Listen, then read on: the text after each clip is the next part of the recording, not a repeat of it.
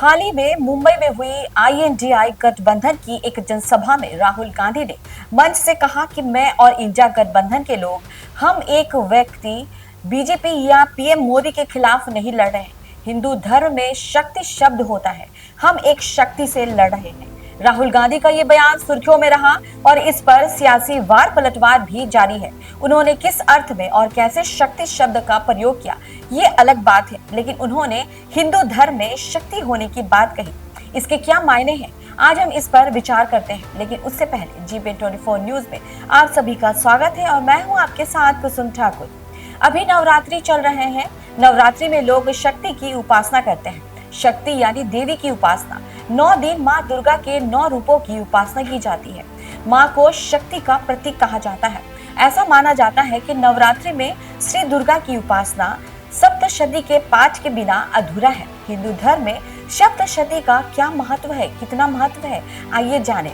भारत के सबसे प्राचीन और सबसे पहले लिखित दस्तावेजों में 4 वेदों का नाम शामिल है। भले ही इन वेदों को आज हम सिर्फ धार्मिक नजरिए से देखते हैं, लेकिन ये महज धार्मिक किताबें नहीं, चारों वेदों में जीवन का असल ज्ञान समाया हुआ है। इसके देवता चमत्कारी शक्तियों वाले नहीं हैं, बल्कि उनके त्याग और सामर्थ्य के आधार पर वैदिक लोगों ने उन्हें सम्मानित करार दिया है। ये देवता सूर्य, चंद्र, वर्षा, तूफान या हवा, अग्नि, जल और मृत्यु के नाम वाले हैं। यानी वैदिक लोगों ने जिन जरूरी तत्वों को जीवन के तौर पर समझा, उन्हें देवता माना और उनकी पूजा की। वेदों के आधार पर ही पौराणिक कथाओं के लिए देवताओं का ईश्वरीय वर्णन किया गया है और वे चमत्कारी शक्तियों वाले बन गए। यहाँ शक्ति शब्द मुख्य है। देवताओं की ताकत और उनके बल का वर्णन करने के लिए शक्ति शब्द का प्रयोग होता है। वेदों और पुराणों में ये शब्द बहुत अधिक महत्व रखता है।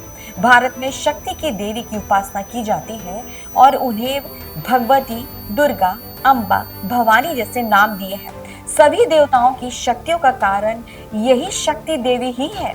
शक्ति क्या है, शाक्त परंपरा क्या है, इसका महत्व क्या है और यह देवी के रूप में कैसे गढ़ी गई, इन सभी का वर्णन वेदों से इतर पुराणों में अधिक मिलता है। खास तौर पर शैव परंपरा के प्रसिद्ध मार्कंडेय पुराण में इसका विस्तार से वर्णन है। इस वर्णन को देवी महात्म्य कहा गया है। इस महात्म्य में 700 श्लोक है और इसी वजह से इसे इसका प्रचलित नाम सप्तशती मिला है। इसे ही श्री दुर्गा सप्तशती कहते हैं।